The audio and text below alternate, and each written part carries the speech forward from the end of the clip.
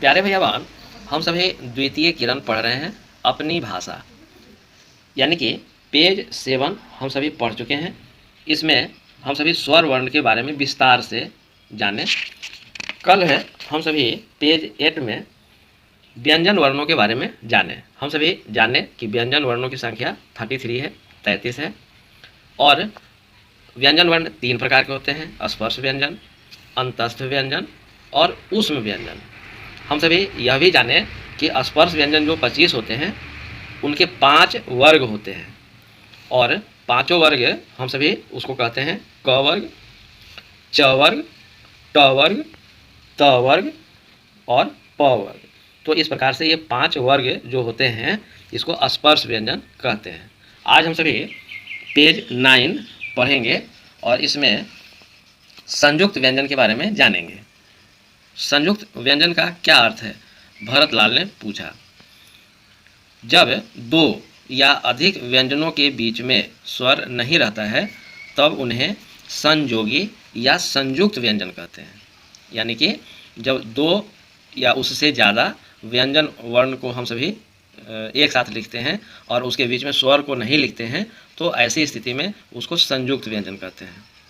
और अधिकतर जगहों पे इसको मिला करके लिखा जाता है, इसलिए यहाँ पर लिखा हुआ है ये बहुधा मिलाकर लिखे जाते हैं। जैसे क ये व्यंजन वर्ण है, इसमें से अ गायब है क्योंकि क के नीचे हलंत है, और यह है श्र, मूर्धन्य श। तो इस दोनों को जब हम सभी मिला देते हैं तो ये बनता है छ। अब त्र कैसे बनता है, तो त, ये त हलंत यानी कि व्यंजन वर्ण, इसमें स्वर गायब है, और फिर ये र, तो ये हो गया त्र। ज और फिर इया, ये दोनों को जोड़ देते हैं तो बनता है ज्ञ। ये तो वर्णमाला में शामिल हैं, पर संयुक्त व्यंजनों से शब्द बनते रहते हैं। तो ये तो हम सभी छ, त्र, ज्ञ ये सभी वर्णमाला में हम सभी पढ़े हुए हैं, किंतु बहुत सारे संयुक्त व्यंजन ऐसे भी हैं जो वर्णमाला में शामिल नहीं है, उसको हम सभी संयुक्त करके तब नया शब्द बनाते हैं। जैसे क और फिर ये अड़ और ठ, तो ये अड़ यानी कि ये इसका उच्चारण न की तरह होता है, तो ये आधा है और ये क है, तो ये दोनों मिल करके होता है कन, और ये ठ कंठ। अब यहाँ देखिए क फिर क जोड़ का, तो ये हो जाता है कक्का। प जोड़ क हलंत का, पक्का।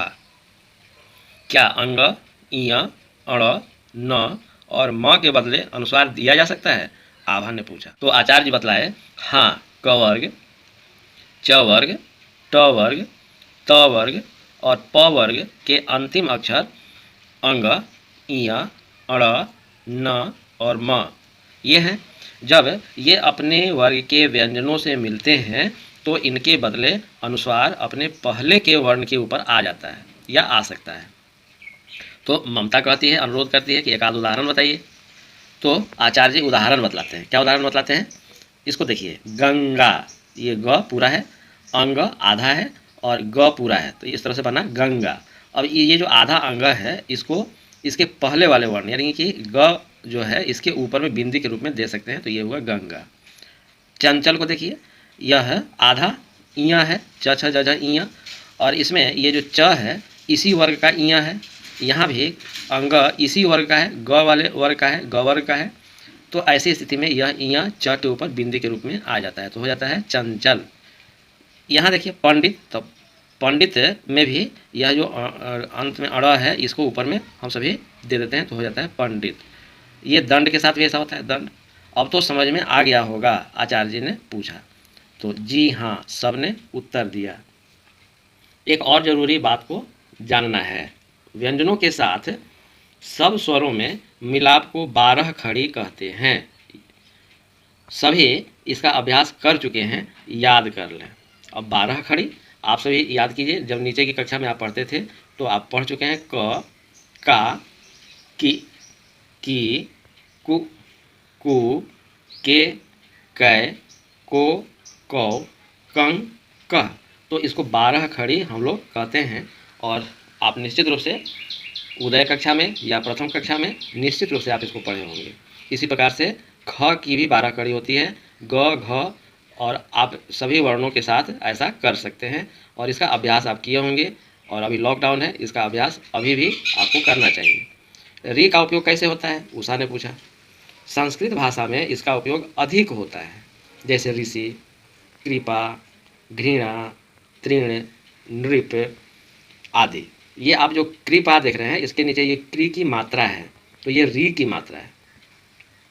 घृणा ये आप नीचे में देख रहे हैं, यह री की मात्रा है। त के नीचे आप देख रहे हैं, यह री की मात्रा है। तो इस प्रकार से इसका उपयोग होता है। और यह भी जान लेना आवश्यक है कि आ, ह्रस्वई, दीर्घी, ह्रस्व, दीर्घ, ए, ऐ, ओ, औ, री को व्यंजनों में मिलने से इनके रूप चिन्ह बदल जाते हैं। लिखावट में इनके अपने चिन्ह होते हैं, जैसे आ, तो ये देखिए इसकी मात्रा कैसी होती है। ई, तो इसका रूप बदल करके ऐसा हो जाता है। दीर्घी, इसका रूप बदल करके ऐसा हो जाता है। ह्रस्व, इसका रूप बदल करके ऐसा हो जाता है। दीर्घ देख लीजिए कैसा होता है। ए, हम लोग इसको इस रूप में लिखते हैं। ऐ को हम लोग ऐसा लिखते हैं। औ, इसको ऐसा लिखते हैं, यहाँ मिस प्रिंट है, ओ होना चाहिए। ओ को हम सभी ऐसा लिखते हैं। औ, इसको देखिए ऐसा लिखते हैं। और री को हम सभी ऐसा लिखते हैं, जैसा ऊपर में हम सभी पढ़ रहे थे, कृपा, घृणा, तृण, नृप। तो इसके रूप बदल जाते हैं।